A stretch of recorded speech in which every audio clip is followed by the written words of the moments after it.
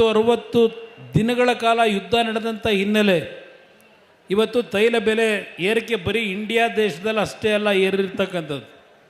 ಸಿಂಗಪುರದಲ್ಲಿ ನಮ್ಮ ಇಂಡಿಯನ್ ರುಪಿನೇ ಲೆಕ್ಕ 245 ರೂಪಾಯಿ ಇವತ್ತು ಪೆಟ್ರೋಲ್ ಬೆಲೆ ಲೀಟ್ರಿಗೆ.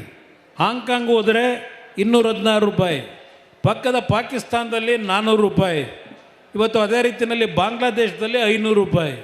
ಇವತ್ತು 1 ಲೀಟ್ರ್ ಪೆಟ್ರೋಲ್ ಬೆಲೆ. ನಿನ್ನೆ ದಿನ ನೆದರ್ಲ್ಯಾಂಡ್ನಲ್ಲಿ ಪ್ರಧಾನಮಂತ್ರಿಗಳೊಂದು ಭಾಷಣ ಮಾಡಿದ್ದಾರೆ.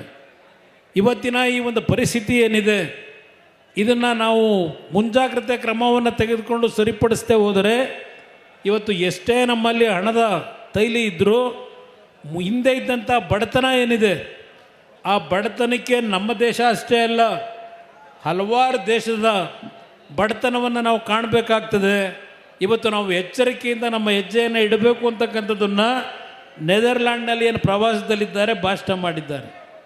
ಇದನ್ನು ನಾವು ಅರ್ಥ ಮಾಡ್ಕೋಬೇಕಾಗ್ತದೆ. ಯುದ್ಧ ಇವತ್ತು ನಾವು ಕನಸ್ಕೊಂಡಿದ್ವ ಈ ದೇಶದಲ್ಲಿ ವಿಶ್ವದಲ್ಲಿ ಯುದ್ಧ ಈ ಮಟ್ಟಕ್ಕಾಗುತ್ತೆ ಅಂತ ಹೇಳಿ?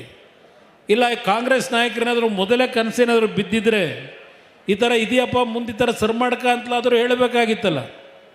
ಈಗ ಅವರೇ ಈ ಸ್ಥಾನದಲ್ಲಿ ಇದ್ದಿದ್ದರೆ ಕಾಂಗ್ರೆಸ್ ನಾಯಕರು ಏನು